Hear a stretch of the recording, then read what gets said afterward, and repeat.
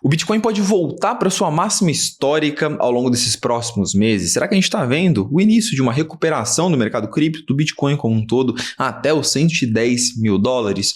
O que esperar do mercado para esses próximos meses? A gente pode esperar uma correção maior, uma volta ali aos patamares de 80 mil dólares, igual a gente viu no começo desse ano, ou daqui para frente é mais provável que a gente tenha uma continuação dessa recuperação que a gente viu nas últimas semanas? Será que a gente está nesse ponto de virada no mercado cripto?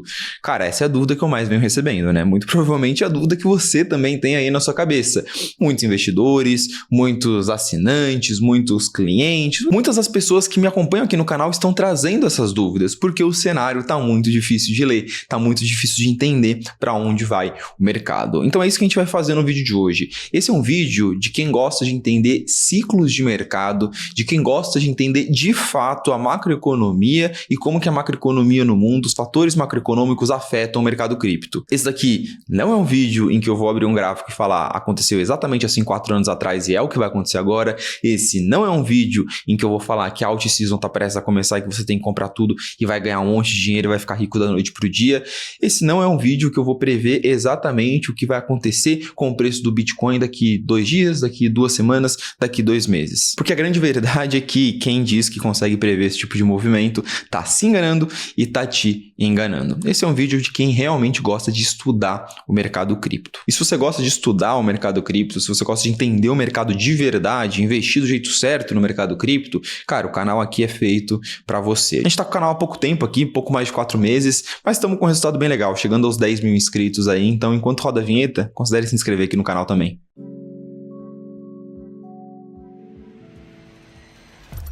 E pessoal, antes de começar o vídeo, um recadinho rápido aqui para você. Se você quer uma consultoria gratuita da sua carteira, que eu e meu time a gente analise toda a sua carteira de investimento cripto, toda a sua estratégia e passe feedbacks, pontos de melhoria, o que a gente pode ajustar, o que a gente pode melhorar na sua carteira para deixar ela mais próxima do seu objetivo, para deixar ela mais adaptada aos próximos meses de mercado, primeiro link aqui na descrição, você preenche um formulário, cai no meu WhatsApp e a gente troca uma ideia, bate um papo 100% de graça, tá gente? O foco aqui é justamente ajudar todo mundo a se posicionar e investir nesse mercado do jeito certo. Dito tudo isso, bora para o conteúdo, já enrolei demais aqui. E qual que será o arquétipo, qual que será o formato, a estrutura do vídeo de hoje? A gente vai discutir os 3 pilares que estão afetando o mercado cripto nesse momento, que estão fazendo preço. O que é fazer preço?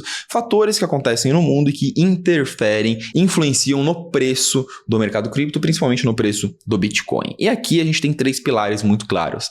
Incerteza em relação às tarifas, que ainda é uma pauta muito relevante, desaceleração americana, uma desaceleração econômica nos Estados Unidos e uma rotação global de investimentos. Vamos começar falando sobre o tópico mais importante de todos, que é a incerteza em relação às tarifas. De fato, a gente teve uma sinalização, notícias positivas em relação às tarifas de um mês para cá, que foi justamente quando a gente viu essa recuperação do mercado, que saiu ali quase dos 75 mil dólares para os 95 mil dólares. Essa recuperação se deu muito por conta disso, a pausa das tarifas primeiro, por parte do presidente Trump da Casa Branca, menos para a China. Porém, ao longo desse último mês, a gente vem observando uma intenção de negociação. Olha só como a gente está num campo especulativo. Uma vontade, tanto da Casa Branca quanto da China, de negociar. Então, Trump sinaliza disposição para reduzir as tarifas. Olha, a gente pode sim reduzir em algum momento, caso eles estejam dispostos a conversar. Do outro lado, a China fala, olha, a gente está aqui com as portas abertas, caso vocês queiram negociar, mas tem que ser um acordo legal para todos os lados. A China com uma postura um pouco mais defensiva, né? Pô, sou eu que estou com as cartas na mão, então você que precisa vir até mim. E os Estados Unidos com uma postura um pouquinho mais especulativa. Ah, não, eu quero negociar, mas você também tem que vir até mim. Mas a gente está nesse campo de que o mercado precificava algo, precificava que as tarifas seriam implementadas ao redor do mundo, contra todos os países, e que seria uma grande catástrofe mundial. E agora a gente teve uma pausa, uma recuada dos Estados Unidos. Gabriel, legal, entendi. Então esse recuo causou essa breve recuperação do mercado.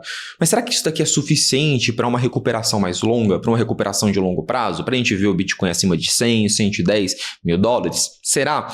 Eu acredito que não, tá? Eu acredito que enquanto a gente não tiver uma resolução mais clara em relação a essa questão tarifária, o cenário ele vai continuar incerto, porque a gente ainda está em um campo de incerteza muito grande. A gente tem alguns indicadores aqui, alguns números para mostrar. O índice de confiança do consumidor nos Estados Unidos, que é um indicador divulgado pela Conference Board por lá, que mede justamente o quanto que as pessoas estão confiantes em relação ao futuro da economia, estão confiantes em relação a se elas vão ter emprego, como que vai estar o retorno em termos financeiros, a remuneração, o salário delas daqui a um ano, o quanto que você está confiante no país em que você está.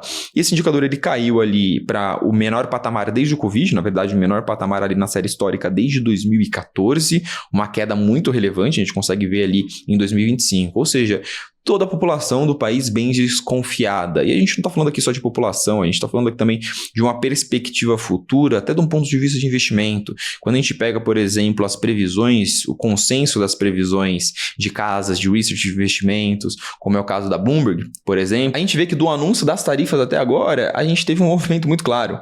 Um aumento da expectativa de inflação futura, ou seja, tudo ficando mais caro por conta das tarifas, e uma expectativa de queda muito grande do PIB. Ou seja, uma recessão com inflação alta. Essa é a perspectiva futura que o mercado ainda tem em relação ao futuro da economia, porque as tarifas não foram canceladas, elas foram pausadas. As tarifas com a China ainda estão funcionando, ainda estão em voga. Isso faz com que também todos os investidores ali precifiquem mais de 50% de probabilidade de uma recessão nos Estados Unidos nesse ano. Então, apesar da pausa das tarifas ter trazido esse alívio de curto prazo, as perspectivas de longo prazo ainda estão em um campo de uma nuvem negra, um céu nublado, pouca visibilidade e muita incerteza em relação ao que vai ser o futuro da economia. Aqui eu sempre gosto, ao invés de trazer dados também, trazer indicadores para todo mundo conseguir ver visualmente as movimentações que a economia está passando.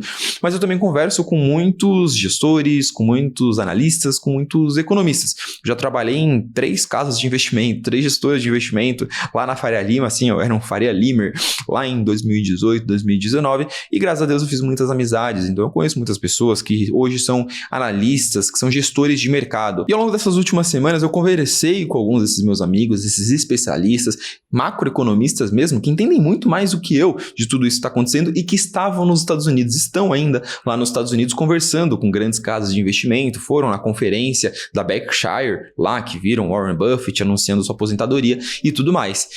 E eles falaram, pessoas com 20, 30 anos de experiência no mercado, eles nos passaram que, cara, o cenário de incerteza em relação ao futuro da economia americana está muito grande, talvez seja um dos maiores da história. Comentaram que os dados atuais em relação a onde está a economia americana são muito claros, mas as intenções reais do Trump e de toda a administração econômica ali desse novo governo, o que eles realmente querem atingir com essas tarifas e até onde eles vão com as tarifas, ainda é uma incerteza, é uma dúvida para todo mundo. Então, enquanto esse cenário de perspectiva futura duvidosa continuar pairando sobre o céu do mercado, eu acho muito difícil a gente emendar uma recuperação mais saudável, mais longa. Mas é óbvio, tudo isso daqui pode representar uma oportunidade, porque os bons investimentos, eles são feitos nos momentos de incerteza, nos momentos em que ninguém está confortável de colocar dinheiro no mercado. Se você só colocar dinheiro quando está todo mundo colocando dinheiro, a sua possível margem de lucro, quanto que você pode ganhar com esse movimento, reduz muito. Então a gente entendendo que, cara, a gente está num cenário de muita incerteza, a gente pode partir para o segundo pilar da análise de hoje, que é entender como é que está a economia americana atualmente e quais são os possíveis impactos que as tarifas podem ter, se elas forem ou não forem implementadas. E aqui é o momento da análise em que a gente sai do campo de especulação, projeção futura, tentar adivinhar o que vai acontecer no futuro, para entrar num campo de análise econômica da economia real. Olhar os indicadores e falar, é isso que está acontecendo. Essa é a parte que a gente consegue entender qual que é o provável caminho, o caminho futuro da economia americana. Eu sempre vim falando nas últimas análises aqui com vocês sobre as fases econômicas de uma desaceleração econômica, de uma crise econômica. Como que você consegue enxergar, analisar que a economia de um país está desacelerando desacelerando. Mas dessa vez eu resolvi trazer de uma forma mais visual, mais bem explicada aqui para vocês. A gente tem 3 etapas aqui, que são as etapas que mais bem representam um país que está chegando ali em uma recessão, em uma crise econômica. Aqui eu coloquei as etapas e os indicadores que são importantes a gente analisar em cada uma dessas etapas. E sem dúvidas alguma, o primeiro passo que a gente deve analisar, que a gente deve identificar quando a gente vê que um país, que uma economia está entrando numa crise, é a desaceleração do mercado de trabalho. Vamos pensar, vamos fazer uma analogia aqui dentro da minha empresa, aqui dentro da Mercúrios, eu enxergo que a economia está ruim, o meu mercado está ruim. Qual é o primeiro movimento que eu vou fazer? Eu vou segurar contratações. Eu não vou expandir custo, eu não vou aumentar custos, eu vou arrumar uma forma de reduzir esses custos. E muito provavelmente, boa parte dessa gestão de custos, redução de custos, vai se dar por não contratar mais novas pessoas, novos colaboradores, em última instância até passar a demitir, para justamente reduzir esses custos. Então, os indicadores de desaceleração do mercado de trabalho são eles: abertura de novas vagas de emprego e taxa de desemprego. Eles trazem um belo de um termômetro sobre o futuro, o que vai acontecer com o futuro da economia, porque normalmente esse é o primeiro movimento que antecipa uma crise. No ano passado, todo o mercado panicou porque a regra da SEM foi acionada nos Estados Unidos. O que é essa regra da SEM? É uma regra que mostra que a taxa de desemprego está se movimentando de uma forma que antecede uma recessão. Então a gente consegue ver como o mercado de trabalho ele é realmente um antecessor, algo que consegue prever uma futura recessão. Depois da desaceleração do mercado de trabalho, pessoas não estão sendo contratadas, estão recebendo salários menores, estão sendo demitidas, aí sim a gente vê um impacto mais claro, mais cristalino na desaceleração do consumo. Então a gente vê alguns indicadores como PMIs, que mostram a atividade industrial e a atividade do setor de serviços, e a gente vê inclusive a inflação, porque aí sim a gente tem essa segunda etapa da desaceleração econômica. As pessoas desempregadas consomem menos, as empresas vendem menos, são obrigadas a reduzir preço, e aí sim você tem um impacto de desaceleração da inflação, desaquecimento da inflação. E tudo isso somado chega no fim na recessão, que a recessão dentro do livro ali, no recessão técnica, a definição técnica de uma recessão, são 2 trimestres consecutivos de PIB negativo, de retração econômica, e sim, esse país ele está oficialmente numa recessão. Peço desculpa pelas simplificações, se tem algum economista assistindo por aí, eu também sou economista, mas eu tento aqui traduzir da forma mais didática possível para todo mundo que está assistindo. Gabriel, dito isso, como é que tá a economia americana, cara? Como é que estão esses indicadores? E a semana passada foi uma semana bem interessante, por isso que eu resolvi fazer esse vídeo agora, porque olha a porrada de indicador que foram divulgados na semana passada. Muitos indicadores e todos eles passando pra gente uma sinalização da onde está indo a economia americana. Eu trouxe aqui todos os indicadores importantes da semana e uma avaliação, uma leitura de cada um deles. Vamos começar lá em cima com o dado de ofertas de emprego, ou seja, vagas de emprego abertas, o quanto que as empresas estão abrindo vagas contratando. E ele veio bem abaixo do esperado. Era esperado 7,5 milhões de vagas de emprego, foram abertas ali cerca de 7,2, mostram um mercado de trabalho desaquecido. Trazendo esse indicador de uma forma mais visual, olha esse gráfico, que é o gráfico da esquerda, mostrando como o número de vagas de emprego abertas reduziu muito de 2022 até agora. E olha como é curioso, ali em 2024 a gente viu uma alta desse número. E 2024 foi o primeiro ano em que a gente teve uma quebra de expectativa muito grande em relação à taxa de juros. Quem está aqui no mercado deve ter lembrado que no começo do ano de 2024 todo mundo esperava corte de juros ali em março, abril, junho, e a gente só foi ter essa discussão lá para o final do ano. E o mercado cripto ficou parado todo esse período. Por quê? Porque alguns indicadores econômicos começaram a dar uma aceleradinha. Alguns gráficos deram uma subidinha, mas agora eles voltaram a desacelerar. Então a gente consegue ver, né, esse movimento de desaceleração no mercado de trabalho de uma forma muito visual nesse gráfico. Outros indicadores que saíram semana passada, vamos olhar ali na quarta-feira, 30 de abril, variação de empregos privados, o ADP, que também é uma conta de quantas pessoas foram contratadas e demitidas em vagas de empregos privados. Muito abaixo do esperado, era esperado ali 114 mil contratações líquidas, o número veio em 62, mais uma vez mostrando uma desaceleração econômica. Na quarta-feira também a gente teve um dado que assustou muito o mercado, a primeira leitura do PIB desse primeiro trimestre, e veio um PIB negativo, menos 0,3 versus 0,2, que era a expectativa do mercado. Gabriel, o PIB é matador, depois ali, desde 2020, esse é o único trimestre que a gente teve PIB negativo, cara, recessão. Tá escrito, tá claro, é isso. Crise econômica, porradaria pra tudo quanto é lado, esquece. Calma. Na primeira visualização eu também dei uma assustada quando eu vi esse dado do PIB. Mas também, vamos voltar pro Economic Case.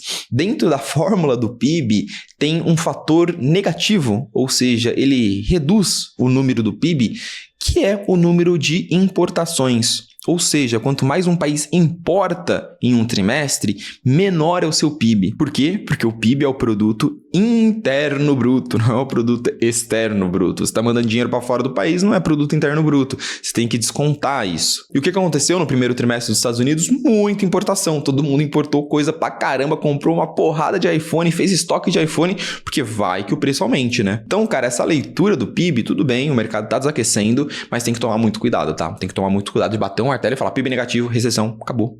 Dito tudo isso, vamos voltar ali para os indicadores macroeconômicos? Vamos lá. Vamos analisar os próximos indicadores. PCE, inflação. Inflação novamente abaixo do esperado, abaixo da expectativa. Olha só, vamos voltar aqui dentro da nossa escadinha das fases econômicas dos Estados Unidos.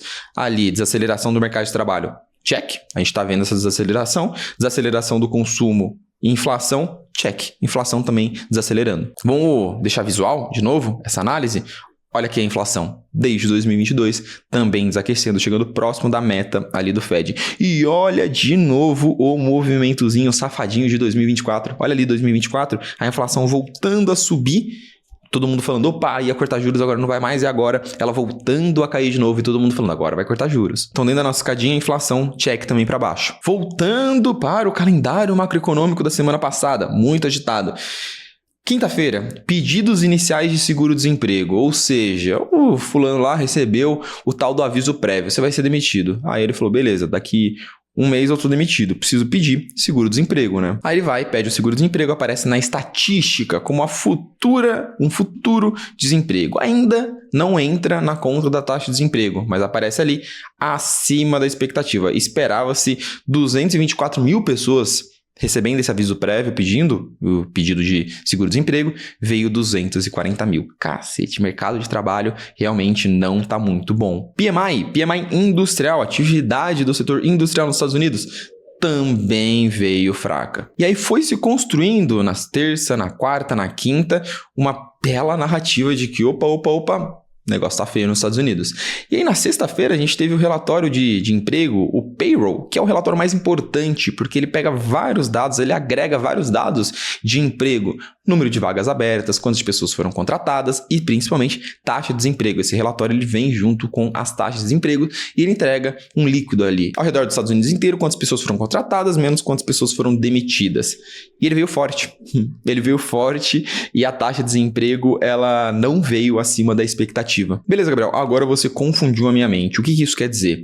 Cara, não necessariamente traz uma conclusão muito grande, muito óbvia. Quando a gente analisa todos esses indicadores de uma forma conjunta, quando a gente vê sobre todos os espectros, sobre todos os ângulos, como que está a economia americana, é um consenso, não só para mim, mas para quem entende muito mais do que eu desse mercado, para economistas, para grandes gestores macroeconômicos, de que a economia americana está sim passando por uma desaceleração grande. Existem sim alguns pontos ainda resilientes, ainda fortes da economia americana. A taxa de desemprego ainda não passou por um movimento muito grande de alta, algo que assustaria o mercado.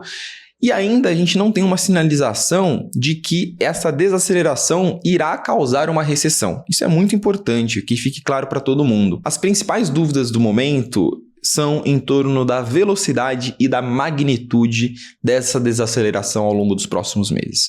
O quanto o medo das tarifas pode afetar isso e o quanto as tarifas, de fato, podem afetar essa desaceleração. É um consenso a desaceleração. Os Estados Unidos, a economia dos Estados Unidos não está mais forte como estava ao longo dos últimos anos. Porém, ela não está forte a nível de desacelerar, o Fed precisar injetar incentivos, cortes de juros, dinheiro dentro da economia e a economia voltar a acelerar, ou ela está desacelerando a nível, vai rolar uma quebradeira gigantesca, recessão severa, se o Trump implementar as tarifas, cara, corram para as colinas, todo mundo se acuda, porque o negócio vai ficar feio. Essa é a grande dúvida. E nesse cenário, como que os investidores se posicionam? Aqui a gente vai na terceira parte, no terceiro pilar da análise de hoje. Eu falei, pessoal, era uma análise bem longa, bem completa, porque eu quero mostrar para vocês todos os aspectos de um cenário econômico único. O que está acontecendo hoje nos mercados, a gente vai lembrar daqui 5, 10 anos, assim como foi o Covid. Bolha.com, 2008, Covid e agora, tarifas. 4 dos momentos mais memoráveis, mais marcantes dos mercados de investimento ao longo dessas últimas 2 décadas e meia. A gente está vivendo isso. Então é muito importante que a gente estude e que a gente não trate esse cenário como algo muito simples. Ah, não, sobe tantos dias depois do halving, então é óbvio que vai subir. Calma lá, vamos olhar para o mercado de uma forma um pouquinho mais racional. Bom, dito tudo isso, vamos discutir como que os investidores estão se posicionando nesse cenário. Primeiro movimento muito característico que está acontecendo ao longo dessas últimas semanas. Dólar em queda. Dólar caiu 10% em 2025. Gabriel, o que isso significa? Significa que investidores estão saindo de dólar. Estão vendendo títulos de renda fixa, estão vendendo dólar e indo para outras moedas porque eles não estão mais tão confortáveis em ficarem alocados na economia americana. Lembra que eu falei? É consenso de que a economia americana está desacelerando. Consenso. Todo mundo sabe que a economia está desacelerando. Porra, se a economia está desacelerando, então o resultado das empresas aqui nos Estados Unidos talvez não fique tão bom assim. Juros está caindo. A tendência é que os juros caiam ao longo desse ano. A economia americana vai precisar de corte de juros. Legal, cara. Eu preciso colocar meu dinheiro em algum lugar. Primeiro movimento, tô saindo do dólar. DXY, o índice do dólar, em queda. Olha esse movimento aqui, olha esse gráfico que parece um pouco confuso, mas eu vou explicar para vocês. Esse gráfico, ele mostra o quanto que os gestores, os fundos de investimento, os grandes investidores globais estão comprados de mais ou de menos em ações nos Estados Unidos, em investimentos nos Estados Unidos. Quando esse gráfico está para cima, mostra que está todo mundo super comprado em ações dos Estados Unidos. Quando ele está para baixo, significa que está todo mundo desalocando, vendendo ações dos Estados Unidos. Olha como a gente foi no começo do ano, pré-tarifas, pré-posse do Trump, de super alocado para super desalocado. Esse movimento de para cima, para baixo, em termos de magnitude, o segundo movimento mais forte da história. E pensa comigo, a gente está trabalhando em um cenário de que todos os investidores ao redor do mundo estavam super alocados com muita grana nos Estados Unidos. Porra, Estados Unidos, empresa de tecnologia, é a grande tese dessa última década. E agora que o Trump vai entrar, todo mundo vai ficar feliz, todo mundo vai ganhar muito dinheiro. Olha só como na série histórica, esse gráfico aqui pega ali desde os anos 60, a gente vê que só vem aumentando a alocação de investidores de renda variável nos Estados Unidos em comparação com o resto do mundo. Hoje, cerca de 20% de todo investimento de renda variável ao redor do mundo está na Bolsa Americana. Só que a gente viu um declínio, uma queda muito grande disso nessas últimas semanas, porque os investidores que estavam ultra alocados nos Estados Unidos falaram, opa, agora tem incerteza econômica e incerteza política.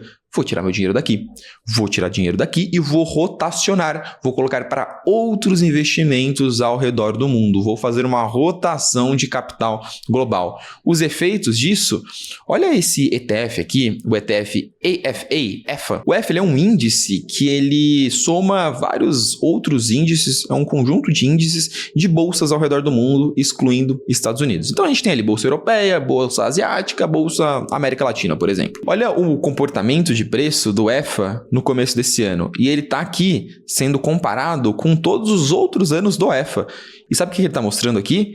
Esse é o melhor começo de ano de bolsas ao redor do mundo no século. Desde 2000 não teve nenhum começo de ano, nenhum trimestre, primeiro trimestre tão bom para bolsas ao redor do mundo como esse trimestre. Pessoal, eu não sei vocês, mas esses números trazem uma sinalização muito clara. Os investidores, eles estão ainda com apetite a risco. Eles precisam rentabilizar o capital deles, eles precisam ganhar dinheiro de alguma forma.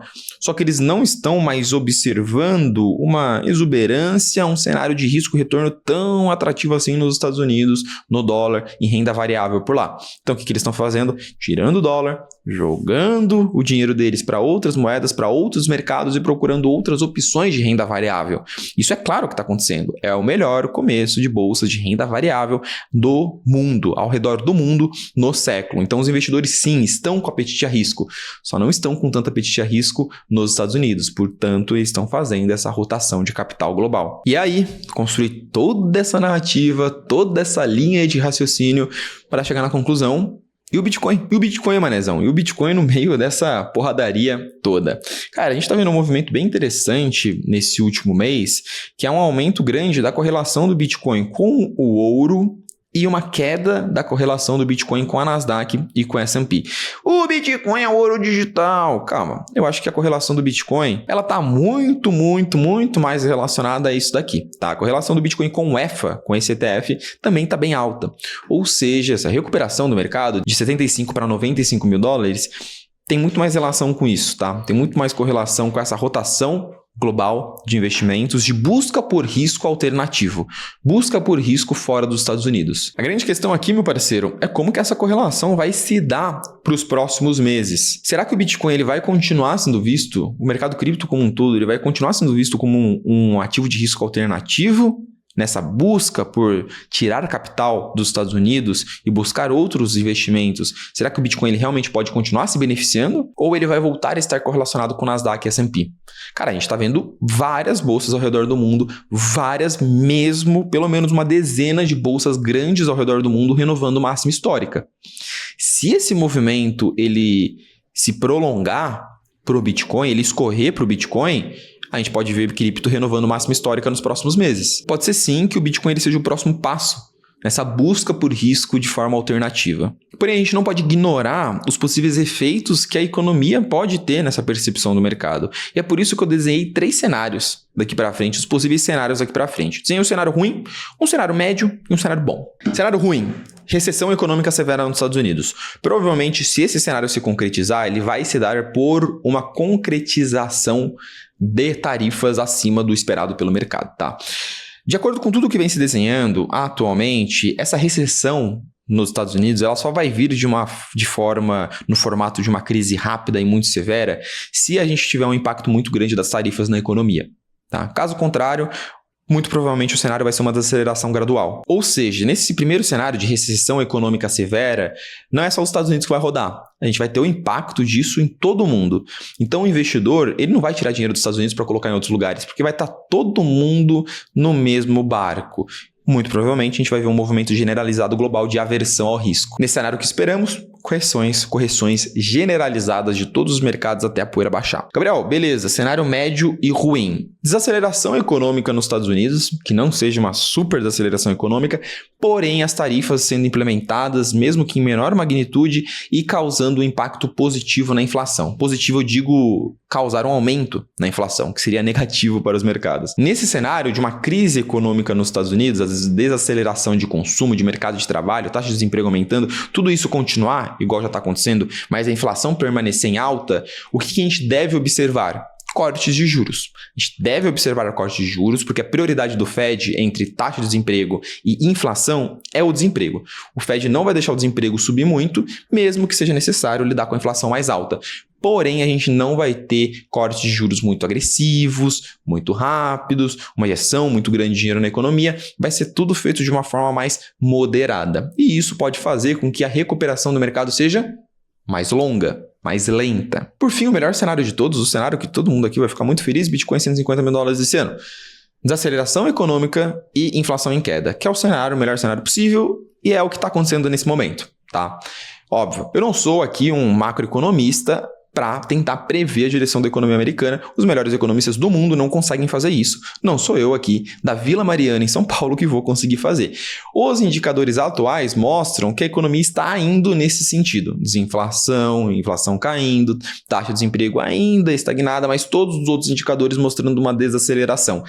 Se o cenário atual continuar, junto com uma certa parcimônia e um resultado positivo das tarifas, aqui a gente está falando de 2, 3 meses até a gente começar a ver uma recuperação mais saudável do mercado. Por quê?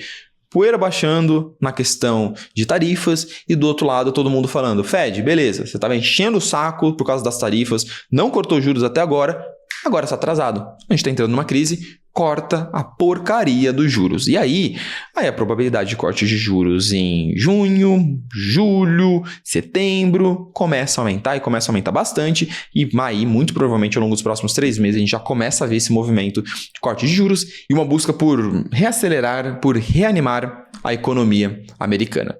São esses os possíveis cenários E é o que a gente deve continuar acompanhando. Está muito claro a direção que a economia americana está indo, mas ela pode fazer meia volta, capotar o carro, caso a gente tenha um susto ou a gente tenha algo muito fora do esperado na questão das tarifas. Gabriel, qual que é a sua visão em termos de posicionamento? Cara, eu continuo otimista, olhando um pouco mais para segundo semestre, tá? Não no curtíssimo prazo, porque eu entendo que não é incentivo para ninguém, porque não é vontade de ninguém que os mercados quebrem e que os Estados Unidos entrem numa recessão severa no curto prazo. O Trump falou que ele estava disposto a ver uma recessão, que ele estava disposto a ver os mercados quebrarem. Eu não acredito nisso. Ele já deu provas, ele já sinalizou que, na verdade, ele não estava nem um pouco disposto a isso, que ele estava mentindo, que ele estava blefando. Quando a coisa começou a apertar, ele deu um passo para trás. Não vejo cenário para Casa Branca, Trump, base de apoio do Trump, que são empresários, investidores e o próprio Partido Republicano, que tem eleições de meio termo ano que vem.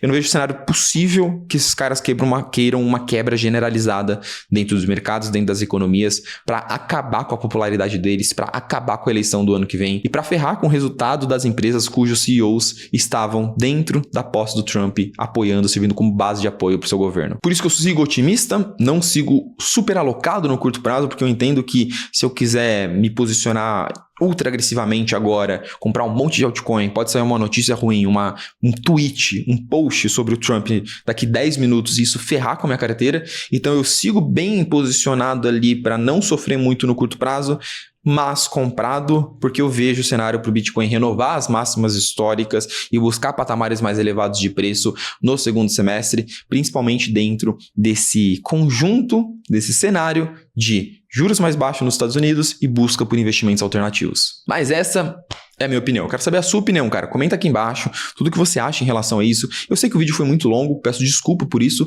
mas eu acho necessário trazer uma análise completa aqui para que todo mundo tenha uma visão bem racional, bem coerente em relação ao que está acontecendo com os mercados e tome a melhor decisão e invista em cripto do jeito certo. Beleza, pessoal?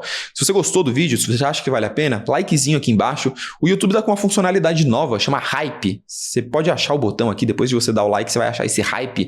É uma funcionalidade para impulsionar ainda mais o vídeo. É gratuito, tá? Então, se você quiser dar o hype, se você achar que o vídeo merece, testa aí, vai que isso ajuda o vídeo a ir melhor.